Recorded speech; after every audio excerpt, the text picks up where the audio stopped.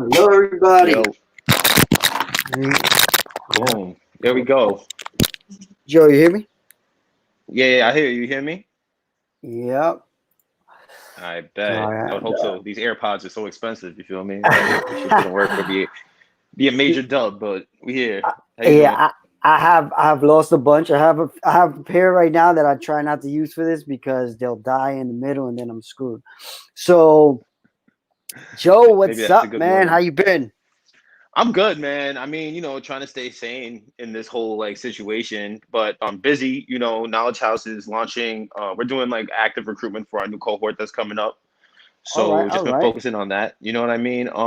Yeah, we're gonna be doing a full 12-month job training cohort starting in September. So we've been recruiting since like the beginning of the year.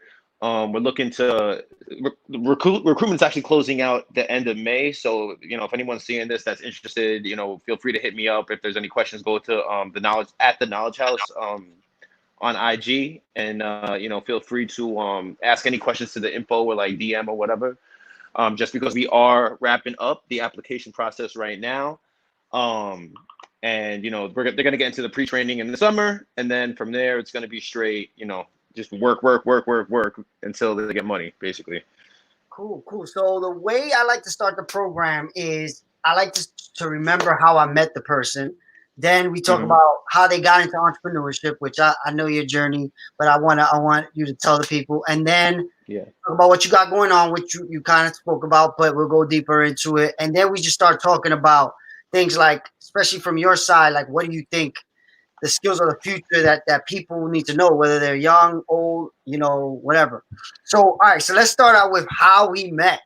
So me and Joe met at the Sunshine Suites, they were called. Yeah, the Sunshine Bronx Business Incubator back in like what, Right. 2012, I guess, right? Yeah, it's 2012. So what happened was I had an office downtown, and the group that had that office, they decided to make an office in the Bronx, and I was really cool with the owner, and I told him, look, I'm from the Bronx. He was like, why don't you come up and help me? And if you come up and help me, I'll give you free rent. So I was like, I stopped listening after free. I'm there. So I went up there, and I spent a lot of time with him. I'm figuring out how to get the space going. And then you were his first hire, right? Hmm. He hired you to run the space and like bring more people in and stuff like that. So I met you and I was like, man, you're really good at the sales thing. You're like, whatever. But then you decided to learn how to code. And I remember you practicing coding literally while you were working, waiting. See, that's why I don't use them, Yeah. right? I got Yeah. it's dying on me already, son. It took like 5 minutes. Yeah. Yeah, nah. What's hilarious actually. Miguel, like that was my first job, like out of like going to Baruch and stuff. So like literally, like you knew me from like my entire career essentially. um, Nah, but yeah, that definitely it was a wild experience. Like I think that I wouldn't have gotten to the point where I am with Knowledge House if it wasn't for that experience, though, for a bunch of different reasons. But I think the big one was like I had this crazy vision of like, and we talked about this back in the day. Like I had this crazy vision of like, yo, it'll be like the hood Silicon Valley. Like people can make a lot of money out here, put everybody on. It's a way to really build up the local economy. In a way that's not like half-assed kind of. It's not, it's not like something small. It's like major industries are being affected.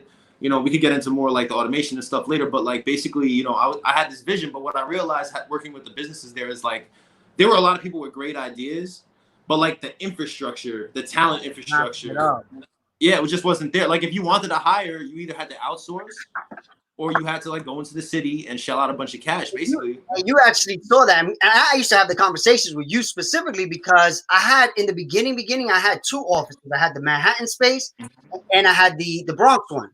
And I would tell people, "Hey, I have this opportunity," and people would be like, "I'll only work on it if I can work in the Manhattan office, not the Bronx office." And I Yeah. remember being like, "Man, I'm gonna have to close the Manhattan office because I'll never get anyone to come up here if they have that option." So once I closed it, people still didn't want to come to the Bronx. So I was like, damn, people are still scared of the Bronx. So I said, all right, I got to start finding people in the area around us to bring in for some of my projects. And I think this was even before you guys started the Knowledge House. and there was no talent, man. It was like, not that there was no talent. There wasn't an ecosystem for them to get into that they could find people like us, right? Yeah. So that's when we started having like a lot of conversations about like how can we start like making this happen. And you guys did an amazing job. You know, we both done a bunch of things since. So why don't you talk about in the beginning? I like so you said it. You came out of out of college, and that was your first job. Did you have any other entrepreneurship experience before that? So here's the thing. I went to Baruch, I went to CUNY, and like I took entrepreneurship, which in retrospect was really dumb. It's like I had to go to school to get a degree in entrepreneurship. Like, what am I going to not hire myself because I don't have a degree? But essentially, like what happened was like I was chilling with a lot of people who had like a million hustles basically, and like they would always be talking about like, oh, their latest get money scheme. Like, to give you an example, like I graduated 2011. I knew about Bitcoin in like 2009. You know what I'm saying? So it's like, this is like the kind of conversations that I was just around. And like, I had built up a rep, like my people who know me know like my IG name and like my personal emails, like Joe Knows. And I actually got that nickname in college because I would just always be like, whatever they were talking about, I would pop in and I would say I would add to the conversation basically. Yeah. And a lot of people like mess with me, like, you know, like as someone who like had good thoughts on whatever they were working on. Like my 2 cents was always like valuable in my particular circle that I was in. And I enjoyed doing that. And it was like kind of random because like I never ran a business before, you know what I mean? Like I'm just some dude. Like mostly my background, like before I went to Baruch, I was doing graffiti and like wanting to open a tattoo shop. So like I have like an art background really. And even that's like self-taught, you know what I mean? So like I just enjoyed doing it. People like valued my opinion. So then when so the dude that was, you know, Henny, the dude that was running the Bronx space or had started it with the city, like he basically he put out like to the Baruch, because he was like on the board of Baruch or something, like I don't know, something like that. But basically I just got it in my inbox one day that they were doing this thing in the Bronx. At the time I wasn't even living anywhere near the Bronx. I was living all the way out in Southside in Queens. Oh, wow.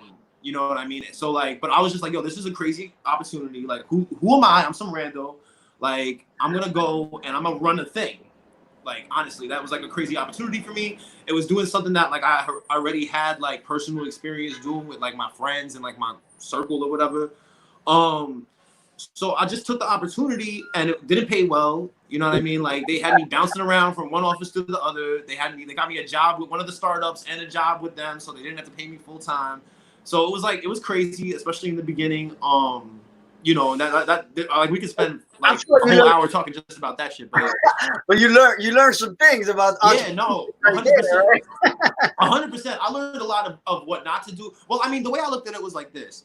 I wanted to start. I knew I didn't want to work for somebody, right? So I was like, I could either put my own bread up, which I didn't have a lot of at that time, and like go broke.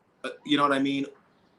Or I could like get a position and just like watch everyone else try to do this shit, basically learn from all their mistakes. Cause like I'm in a building with like you know, when I left it was like packed. You know what I mean? So it's like you got like 60 businesses in there trying to start their business, and I'm just looking at all this stuff.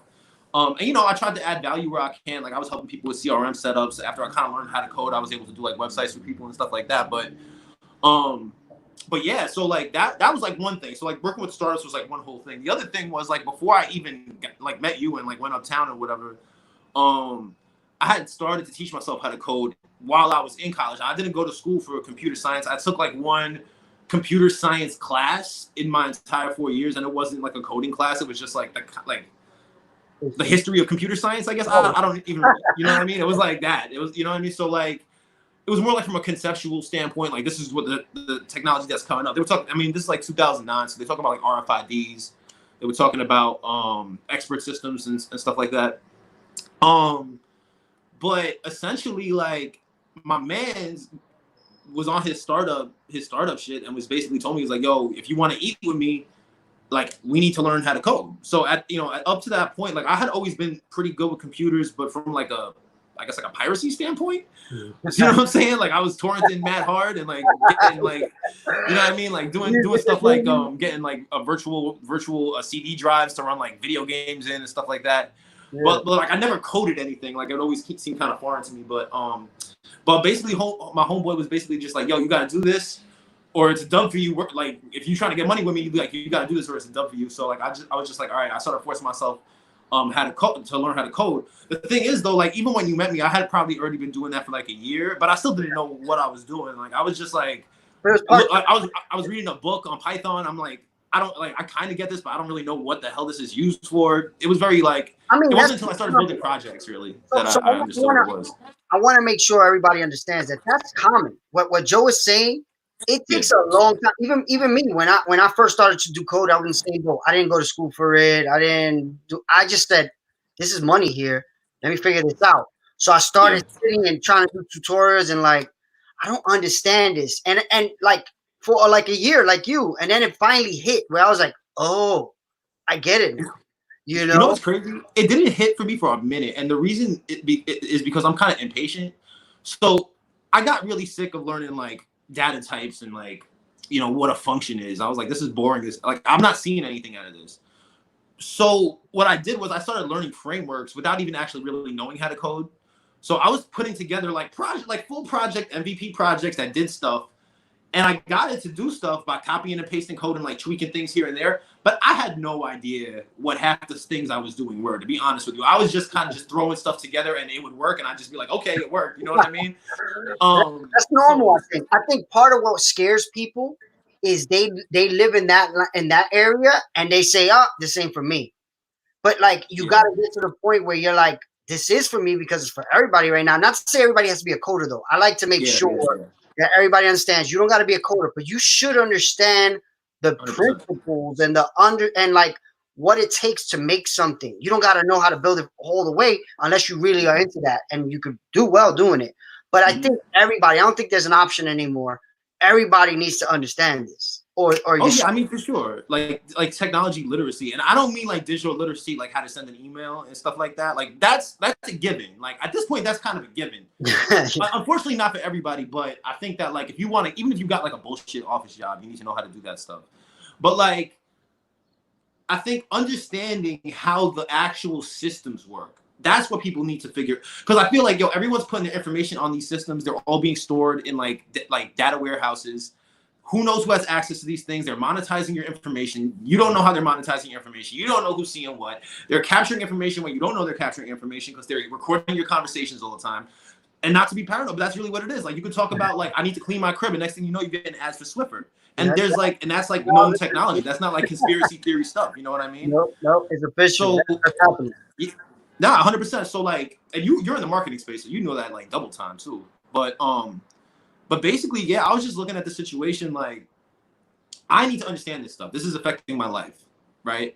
Also, for me, the thing that really motivated me to do it was, number one, the ability to create products, because I didn't want to, like I said, I didn't want to work for another person. And then number two, and more importantly, it's like, even if I got to get a job and work with people, I want to get paid mad bread. I don't want to wear a suit. I'm not a suit guy. That's not what I do. You know what I mean? Like I'm a creative. I feel really constrained if I can't like express myself how I want to. So like those factors kind of made it so like, all right, if I'm really talking about doing this, like art's very subjective. It's hard to like guaranteed not be broke doing art. Yep. So I'm gonna do this computer stuff because like I could guaranteed not be broke doing this. Exactly. So that's really what kind of motivated me. I had the same exact thing. Really. I came from art, so I went to art and design high school.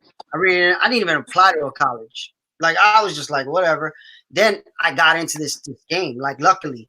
So people are already asking. So why don't you talk about what you do now? Because it'll lead into the question. Which the question is, if somebody wanted to learn how to code right now, what would you recommend?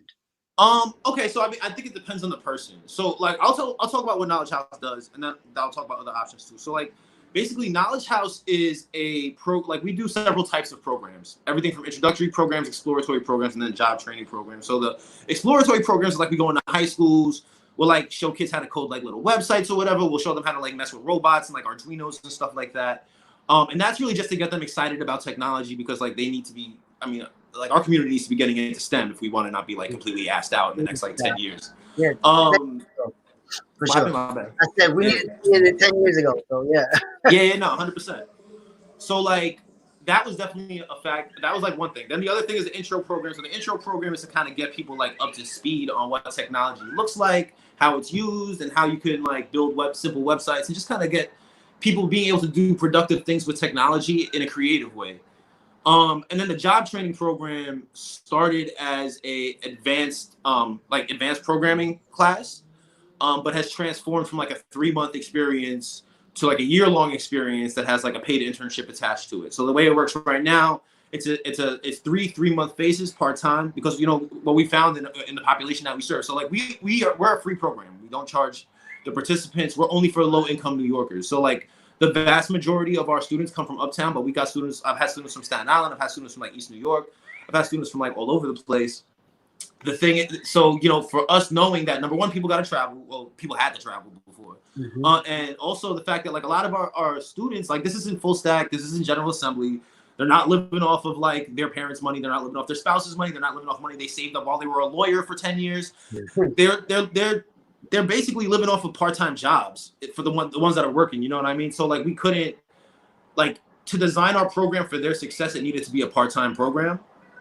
And to kind of make sure they got the same experience that they would have gotten like a full-time program, we just extended the timeline now for them. So we're doing 2 tracks right now. They're going to start in September. One is a data science track. So that's basically how to work with large data sets, run statistical analysis on like tons and tons of data. So we're talking about like thousands of rows. I'm going to stop you just in case people watching don't know what data science. A lot of what you said is super buzzword tech stuff. So I'm going to simplify it. Data science is, everybody heard that the data problem with Facebook, right? When they stole all that data, they won the election. So the way they won the election was through data scientists. They looked at all that information, then they figured out ways of manipulating that information to get more votes. So data science is when you look at information and you figure out through code what are the opportunities. So that is a huge, huge job of the future. Yeah, I mean, you got to think. Every time Amazon is recommending you to buy something, that's based on data crunching other people who bought similar things. And like, what's the probability that you would also like this? Exactly. Same thing with like Netflix. You got to think. Netflix is recording everything you watch, every hour you watch it, how many episodes you watch in a row. What is your average screen time on those things? Does it go to does the screen does it go to sleep?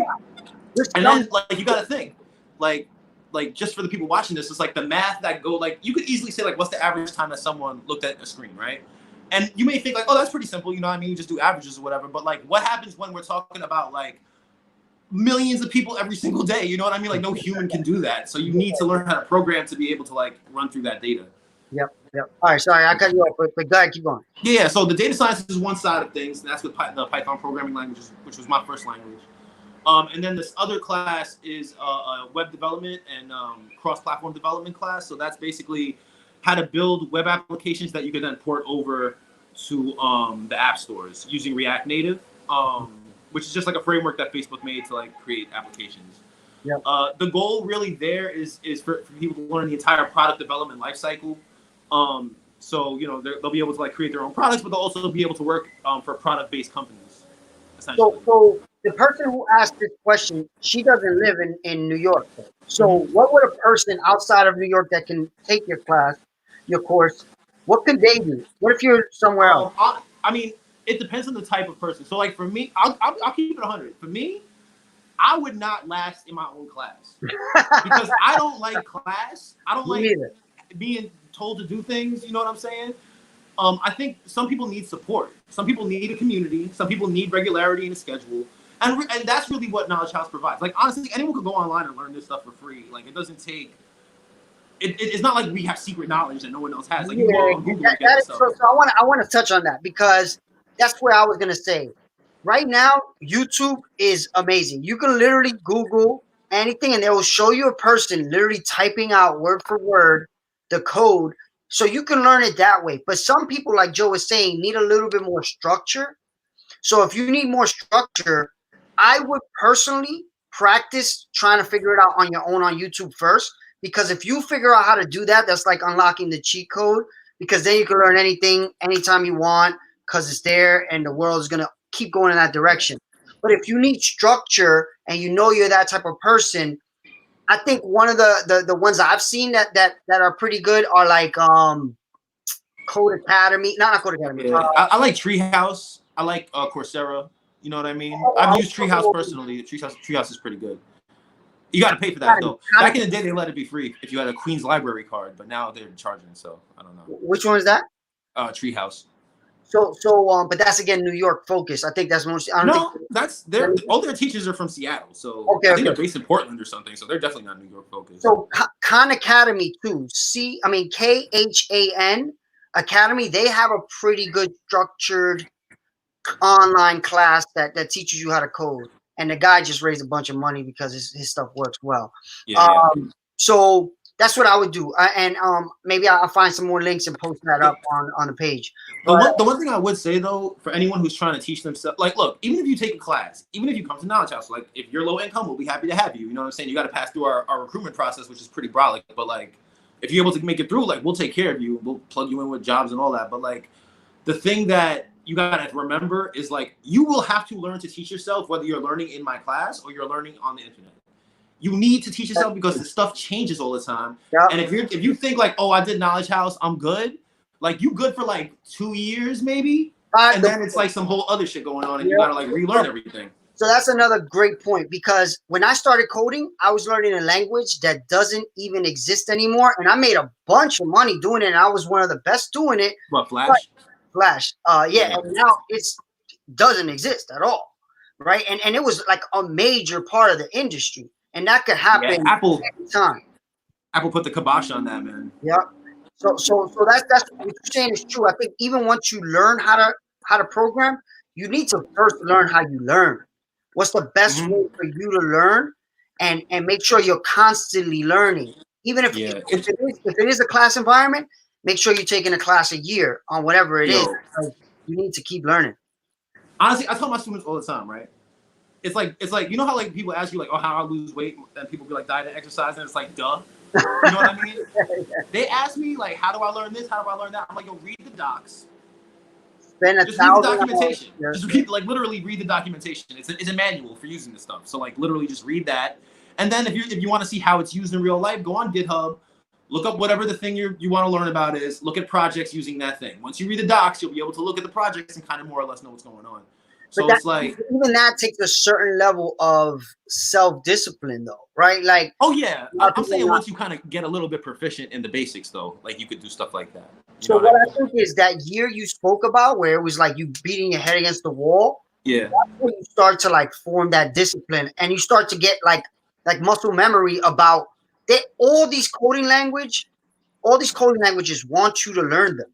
So they're very similar to make sure if you're coming from something else, it's easy to understand. So once you start understanding the baseline, you can learn other languages, no problem. But you have to get that baseline of understanding. It's logic. It's logical concepts, basically. You know what I mean? I mean, and I'm not saying logic like, oh, it's common sense. Like, it takes time to learn it. But it is like the academic definition of logic, where it's like a logic class. You feel me? So like, I think that like when it comes to like a couple things for people who might be interested in doing this stuff, like whether or not you do Knowledge House, like you are going to feel dumb. You're gonna feel dumb. You're gonna feel dumb. There's no getting around it. It's like when you go to the gym. If you go to the gym and like you try to run and you ain't like, I don't be running like that. So like if I try to run right now, I probably have like an asthma attack.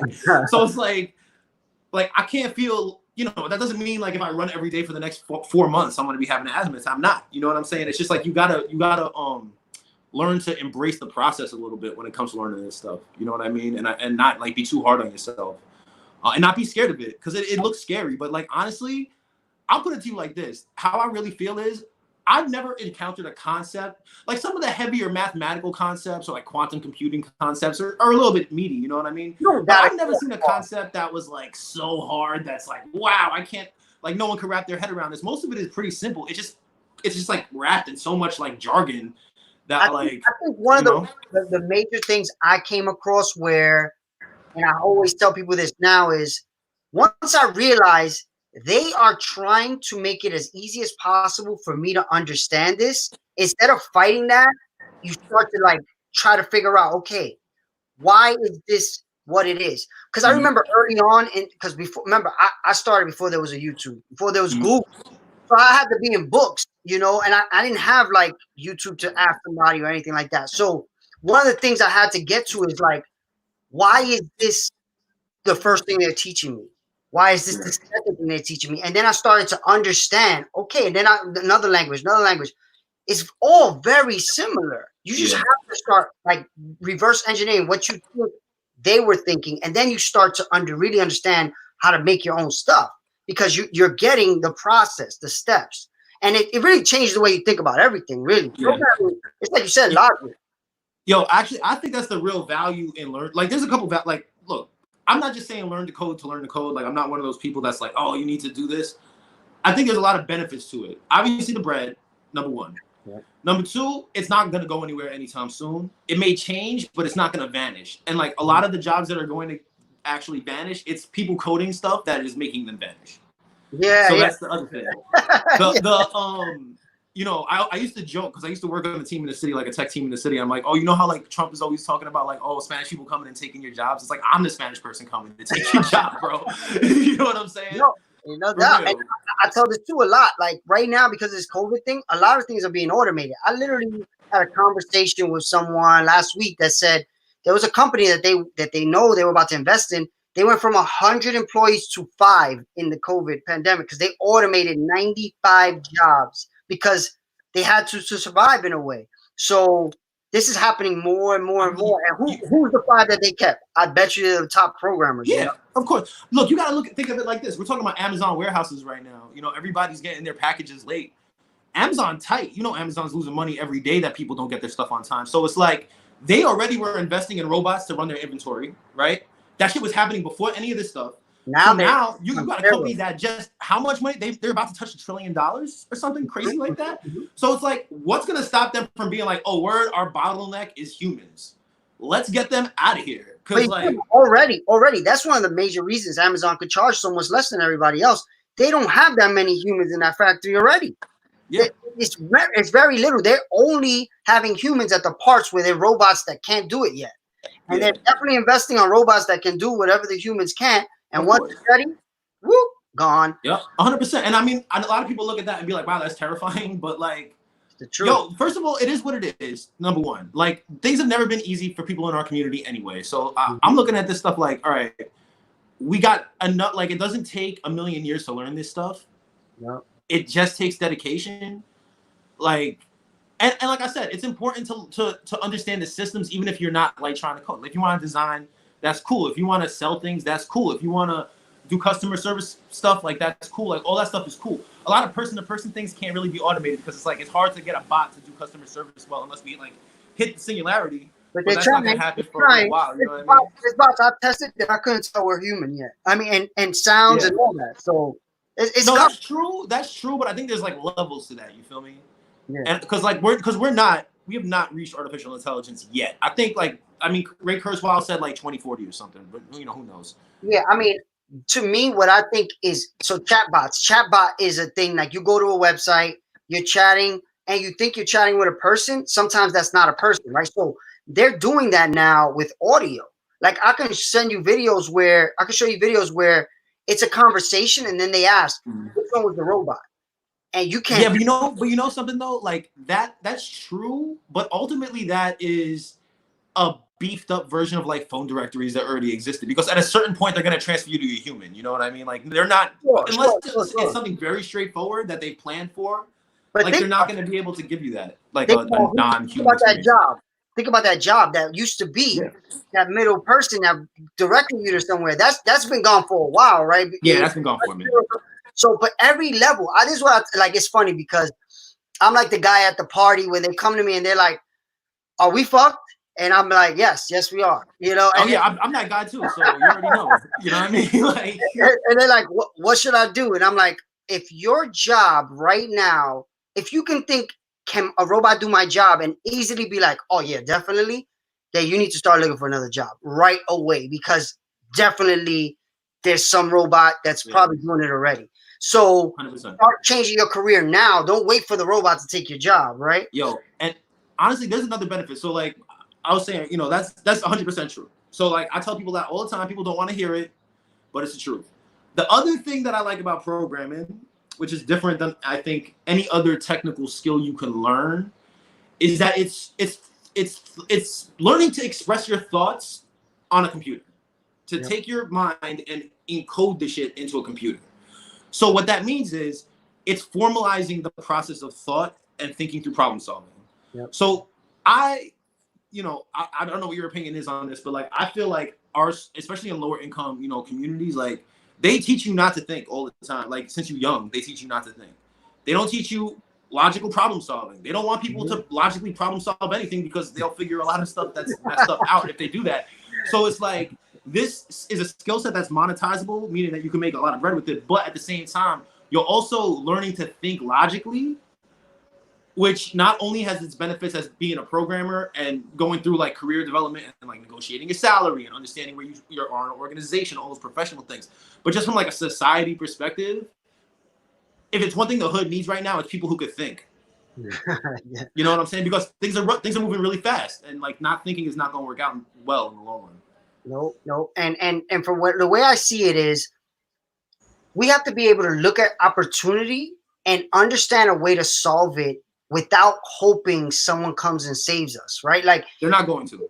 And they're not, because they're not going to. But now, but that is such a huge opportunity for us. It's not even funny. If you can figure out in wherever you live, there's a huge problem. Nobody's solving it. But if I created this app that'll do it, and don't think about it as technology. I like to tell people, think about the user story where this problem gets solved, and then go to technologists and see how that it can make that technology do whatever the problem you're trying to solve. Yeah. And it's funny. So we actually integrate the entire product development cycle into the class, and we've always done that. So we started doing, like, when we first started, you remember, you were literally volunteering with us. Yeah. It was tech and entrepreneurship, because the goal was like, we're going to show you how to build stuff, and then how to like you need to be building things for a reason. You don't just build things to build things. Yeah. And I think that like even now, that's something that I'm happy we've been able to take with us. Now we're like a job training program now, so it's less focused on like knowing, becoming an entrepreneur necessarily. And the reason that we do that, we change that up, is because like, all right, look, like you said, no one's going to come in and save us. No venture capitalist is going to fall out of the sky on 138th Street and just start shelling out money to everybody with an app idea. What you need to do is you need to build your own stuff, and you need to sell, and you need to make revenue right away with whatever product you're building. But the thing is, like, how are you going to build a team? How are you going to sustain yourself through that process? You need money. If you don't have money, how are you going to do that? You can't. So that's why getting a job is like the first step. I always look at it like, yo, my goal for my students is not for them to just work for somebody for the rest of their lives. My goal for my students is like, yo, go get your corporate gig, stack. And if you want to make your own thing, you could easily, if you live in a home for like the first year you working, stack 100 racks if you're making like $120. You know what I'm saying? Yeah. So like, So I think what you're saying right now, I want to make sure people understand that the opportunity of technology and entrepreneurship is a money one, right? But there's other ways, right? Like you said, you can raise your own money by working. There is venture capital. It is becoming more and more friendly to us, and that's what we do at Meta Bronx. We're helping minorities, women, founders raise money. It's not easy though. It's very difficult.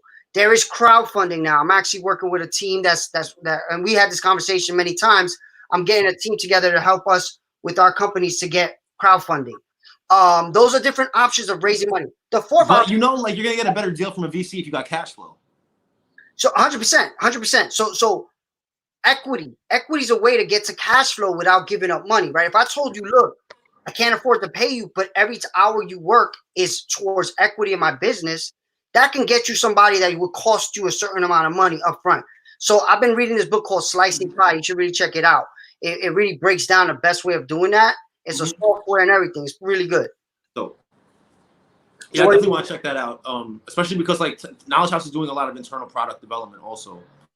So we're launching a learning management system pretty soon that we're going to run all our classes off of, that was built in-house. And then we got a job matching board that we're working on that's going to be launching probably in the summer too. And this is all like, I only hire my alums. So this is all like from the community too. And I think that that's like a very important thing. And we've definitely had this conversation before, but it's like the people in these rooms making stuff to sell us are not us. They don't know what the hell we're going through. They can't comprehend a lot of things that are just regular things that people take for granted that people would know. You know what I'm saying? So like, I think there's a huge opportunity for people from our community to make things. And also these companies, like, they're not dumb.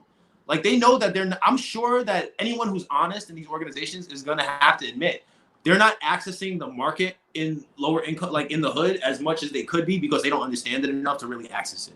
So I'm gonna bring up a conversation I had in a previous episode with Marlon, who you know well. Mm-hmm. We spoke to an investor early on about Nature, and the investor, one of the largest angel investors in New York City, he said nobody cares about that demographic, right? And that was kind of shocking to us. But what it made me and Marlon talk about internally was, ask Nike if no one cares about that demographic. Say it again. Ask Nike if no one cares about that demographic. So 100%. But that's a huge opportunity for people like us that do care about that demographic. Because if they're not caring about it, it's open to people like us that do care about it. But we got to have the skill sets, have the opportunity, the networks to be able to make that happen. So that's part of like what me and Joe have been working on for say forever, basically. Minimum, right? So, all right. So now let's go into top 3 skills you say I guess right now you should try to learn if you're a person without a job. What would you say they are? Okay, so if you're how heavy duty are we trying to go with this person? Like, how dedicated is this person? I'm saying, look, you're fucked, and you're willing to do whatever it takes. All right, if you're willing to do whatever it takes, I would learn how to code. You might as well just do it, honestly. If you're stuck in your crib and you got nothing else to do. All right, so of course I agree that should be number 1. But what if? But if you don't want to go that route, fine. Okay, so if you don't want to go that route, what I would say is, well, it depends on what you're into, what your natural like inclinations are. If you're someone who likes like art and design, you might want to like get the Adobe certs, like learn the Adobe software and get the Adobe certs. If you're someone who likes just in case they don't know what that means.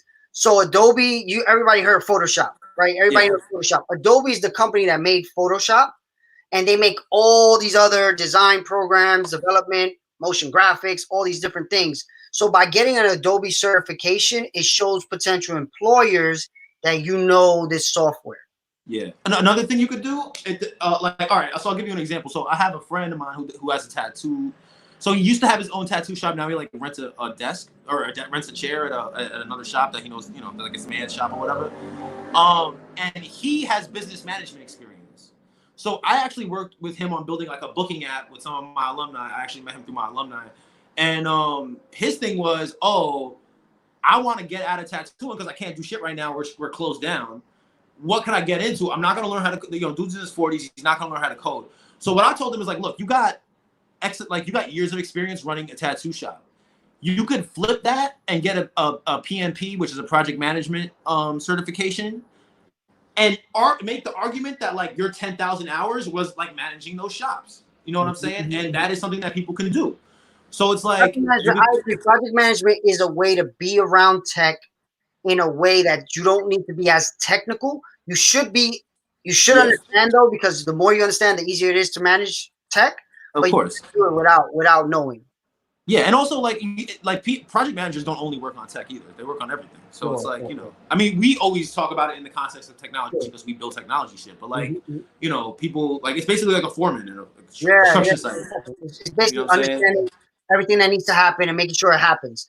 There is more and more technology being used to do that, to make it more seamless. So that's why you want to understand whatever's out there for your industry. So like you said, let's say you want to get in the construction industry as project management. There's definitely software right now that exists to help people manage it. So you can find that, look that up. Another thing, honestly, people discount this shit so much, but any trade, bro, green construction, green roofs are mandated in New York City now. Like right now it's slow for construction, but like they're not making robots to do like heavy duty, like they make machines to like lift up beams and shit like that, but they're not making like a robot that's gonna do like an electrician's job or an HVAC specialist job or any of that stuff anytime soon. So like not everybody wants to sit in front of a computer all day, you feel me? Like those jobs are still valid.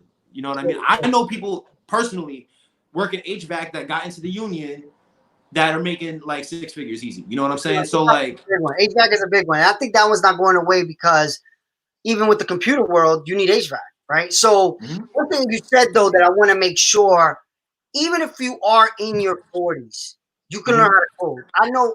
Yeah, of course.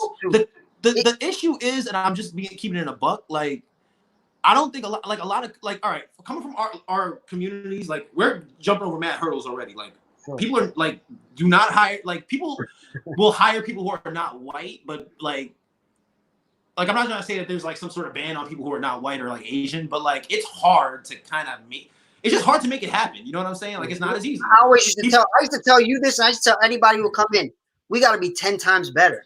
You got to come at it like you're going to be so much better than the competition. It's not even going to be an option for them to pick you. Yeah, exactly. And like, honestly, it's that.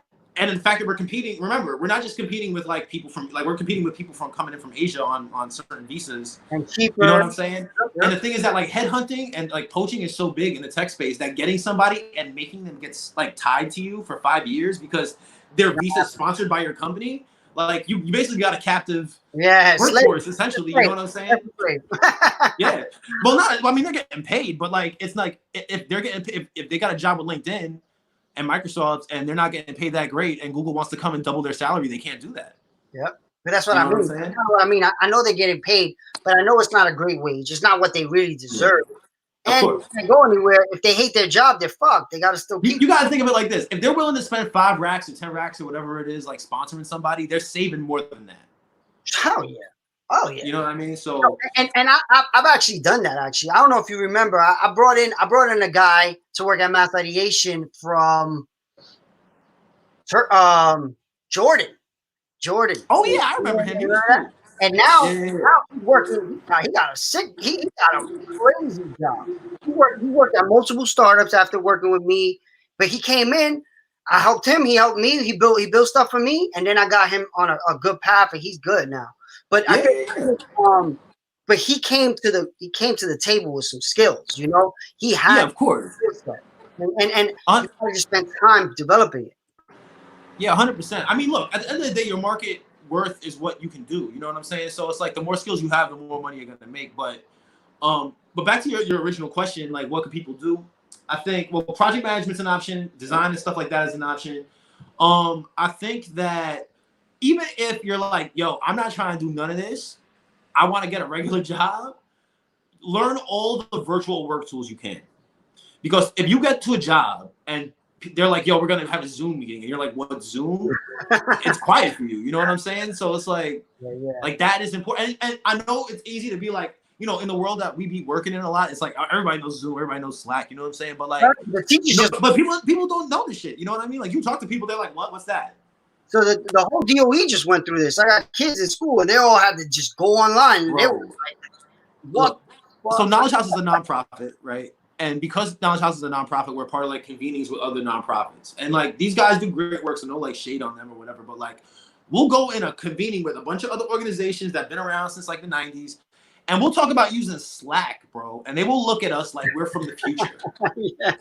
They'll look at us like, what is, I'm just like, bro, like for real? Like it's IRC chat, man. The shit was 100%.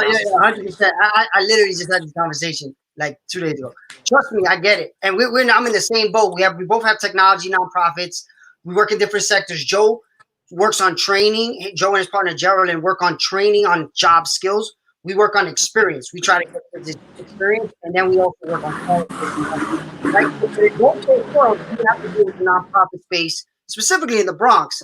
And the nonprofit space is one of the most archaic, but so are a lot of other businesses. And right now, this just put us in a time where we have to say, if this happens again and you're not up on your tech, that's your fault. You can't. Yeah, I mean, now. Dude, do you remember all the conversations about like digitizing the market, the Hunts Point market? Like those businesses are doing things on paper still. You feel me? And they're making billions of dollars run through that market every year. 8 million a week. Yeah. So it's crazy. Yeah. So no. All right. So we got 15 minutes left. What I want to make sure anybody watching gets out of this is, of course, code. I think that's like the default, and I think people want to learn it. They just feel like it's like scary or whatever. It's not them. It's just like entrepreneurship in a way. Oh, that's not for me. That's you. You know. But I think what are some ways you've convinced people to get into coding that may be thinking they are not the type of person that codes? I think like the way that I like to like. All right, look. I think that technology could be complex, right? But number one, everyone uses it all the time. So you could easily relate to something that somebody uses. Like I'll be talking about IG and how the registry process for like IG with all my students, and they're like, "Oh, that's what happens," and I'm like, "Yeah, that's what happens." You know So what I'm wait, saying? real quick from Danielle Gallen. She wants to know. She said it's intimidating, right? So how can you Honestly, de-intimidate? it's gonna be intimidating. It's okay to feel like that. It's okay to feel like, oh, this is hard. It's okay to be like, you know, like this is not. I'm not like getting this immediately. You know what I mean? Because you're not gonna get it immediately. It requires changing the way you think about things. So like it's gonna take practice and it's gonna take time. I don't, I can't sit here and be like, you're gonna snap your fingers and understand it. I mean, you might be like a prodigy or something and be able to do that, but like I couldn't do that. You know what I'm saying? Yeah, And, I'm only speaking from my personal experience. But I mean, ultimately, like everything worth doing is hard. So I'm gonna give you something though. Like anybody watching, what I did was I said I'm gonna do one tutorial a day. They started out super easy though, like super easy. I will find the easiest tutorial because by that time there were websites that were trying to teach people how to code. So there was this one website where he would put up a tutorial every day, and I was rocking with that guy. Every day I would do the tutorial, and I had a job. I had a job already, and I was learning this on the job, really. So that's one trick I would say. Start out with the easy tutorials, but say, all right, I'm gonna give myself an hour a day to do a tutorial. yeah. And you look up in a 30 days, you will have a lot of different skill sets than you had in that before you started. Also, pro tip, at least this helped me. So for me, one of the things that was really hard in the beginning when I was learning how to code was like I understood like code looks like this. It's a bunch of numbers and letters and stuff and symbols on a text editor, and I knew it turned into the thing I use, and I didn't understand like how this shit turned into that. But like build things that are like for me, building stuff that was visual was very important. Like being able to create applications that had an interface, because once I understood like, oh, this is how the interface is set up. Okay, that then I started thinking. Then I started, building. When I started building those projects up, like I said, I didn't really know I didn't know what I was doing, bro. Like I was literally in there just putting stuff together, and I think like I would have never had the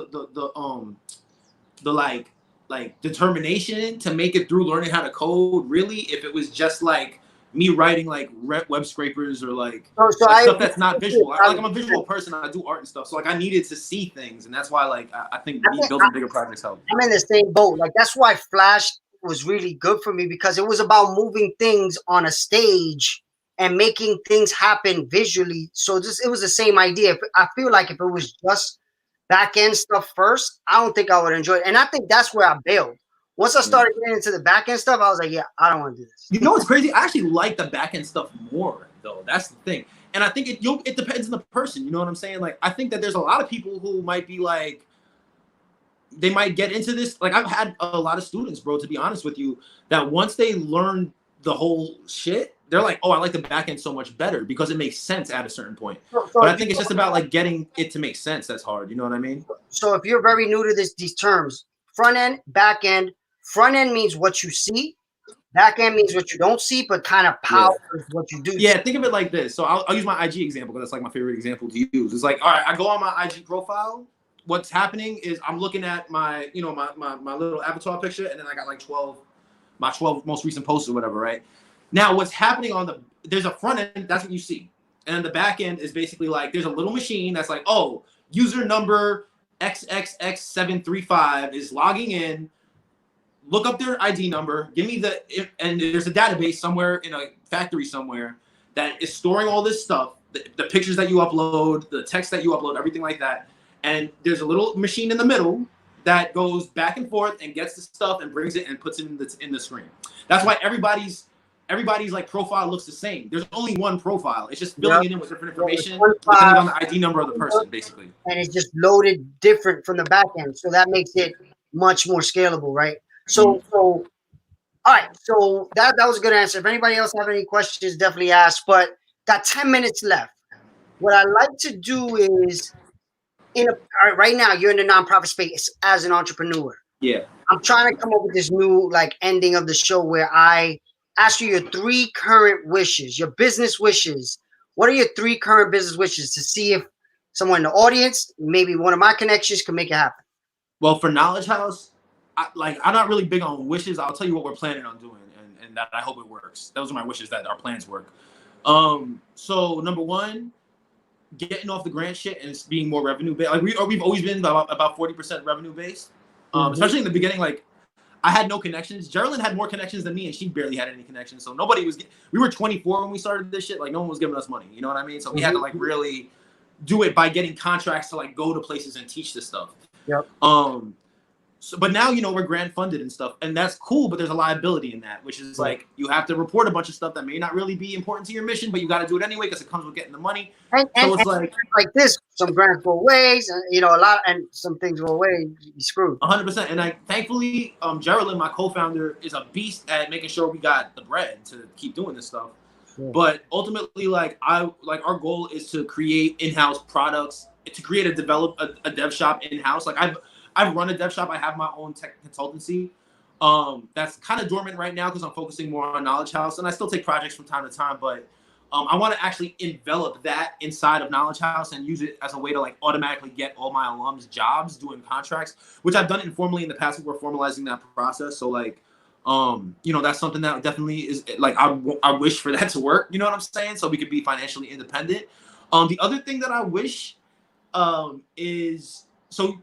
I have a concept. You've seen this concept. I have a concept to like create a system to produce and self-fund student projects that will be like for-profit projects. And like I'm not gonna go too into it because that's like a whole nother conversation. But my wish is to see that come to fruition. That's like my number one. Like once I can make that happen. What do you think you need to make that happen? I think a formal process for doing it. So like entrepreneurship training, we've talked about this before. Yep. And then like and funding, like seed funding, because like the whole goal is to get the machine moving. Because once the machine starts moving, it'll start funding itself. But it's like it needs to get that initial gas. You know what I mean? Yeah.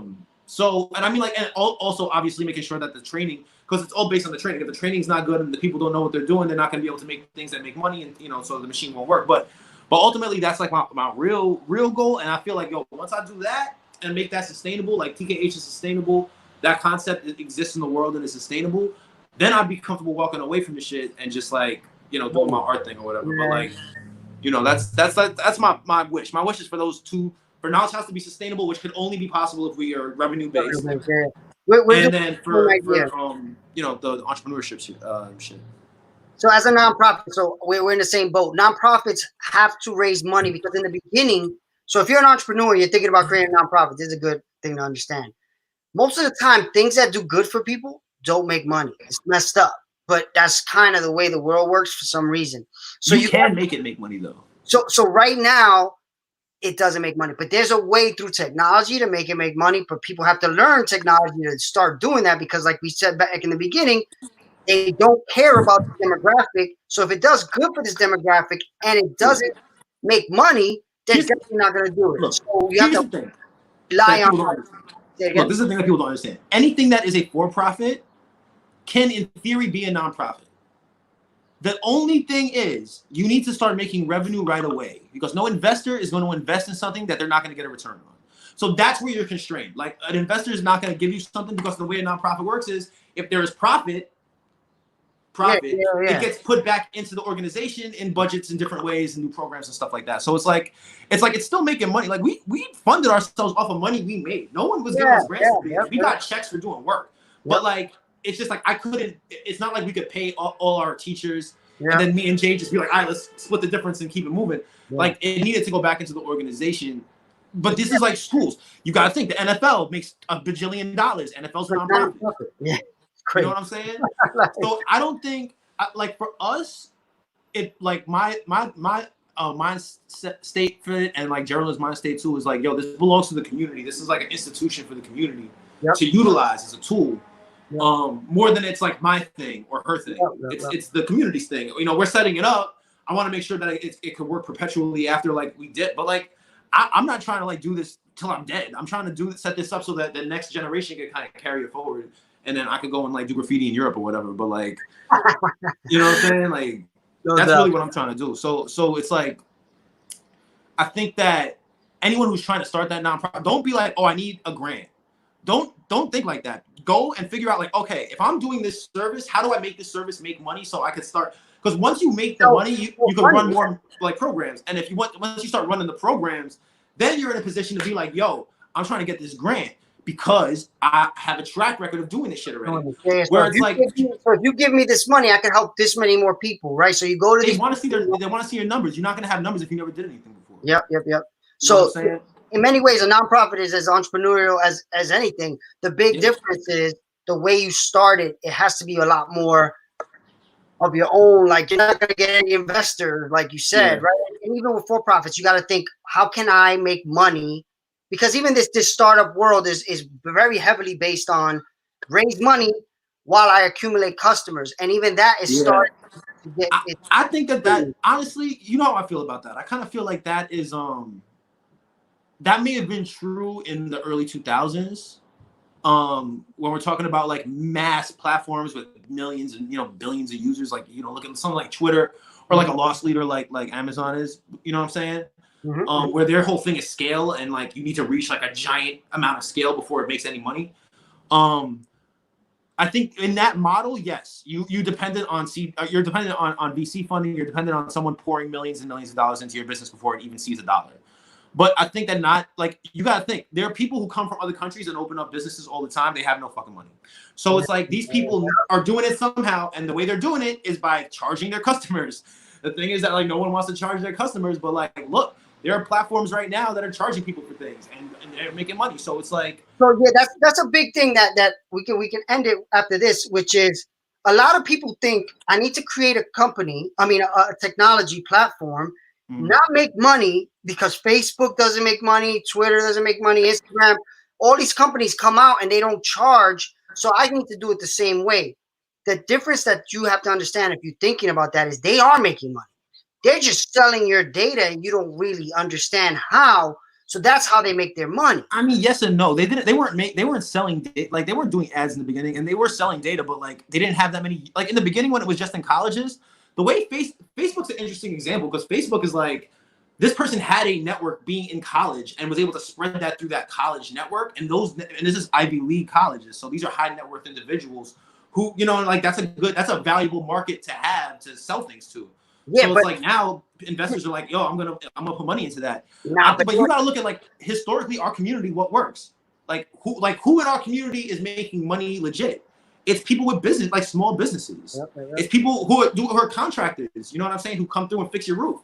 It's people who open little stores and barbershops and shit. And they're making money off of every person. That is what works for us.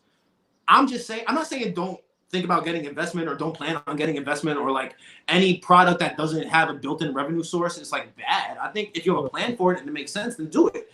If you cool with losing money for a while, do it. If you think you got a plug for somebody with big bank to come in and like foot roll you, then or bankroll you, then do that.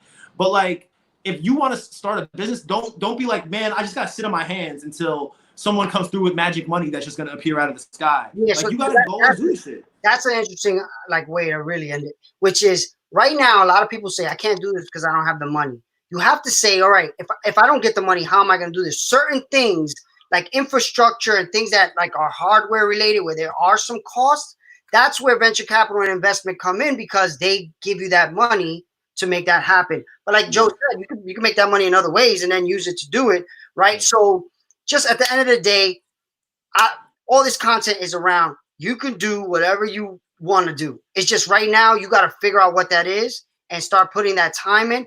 Code, of course, is probably one of the best ways to start. I know a lot of people that are successful that started out with code but didn't end there, but they just understand it and went in whatever direction made sense. Some people stay in code and do very, very well, but it's not the only part of this technology game, and you should really be studying that. So there's a good book called Most Likely to Succeed, which talks about the future, the way to prepare students and young people and even adults for the economy of the future, which is called the innovation economy.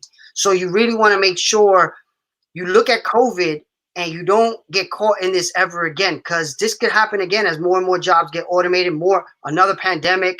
This could happen again. So any final words for the audience, anyway, I know I got your URL for people to contact the Knowledge House. But what else? Any final words? Yeah, I guess obviously if you know anybody who could use our services, please connect them to us. Like we're trying to I mean, it's a very competitive process. We're only accepting 50 people this time around. So far, we had like we're touching like 200 applications, but we're still taking applications. There's there's an interview process, a pre-screening process. You got to do pre-work and stuff. But like we're trying to help as many people as possible. We may open it up a little bit more than more than 50 because we're going to be launching it virtually since the pandemic happened. Wow. So definitely check us out. But I think like my final words to people is just like, yo, learn, don't be afraid of change, because you being afraid of change is not going to help you survive it. You just need to be able to like look at the environment as it is and be honest with yourself and be honest, with people you care about, and be like, look, if we're going to make it, like there's like we got to do things different, and there's tools and just understand that like it's scary, but it's not scarier than the alternative. For sure. Hell yeah. There's nothing scarier than not knowing where your next dollar is coming from. So if you don't want to start making sure that can never happen to you, start getting in this game, because it's not going anywhere. It's going to be a dominant thing. If you don't see it already, it is. Thanks again, Joe, for coming through. We definitely keep talking always. And yeah, let's keep rocking. Reach out to Joe. Check out the Knowledge House. And thank you for watching. Yep. Thank you, man. Thank you for having me. No problem. Peace.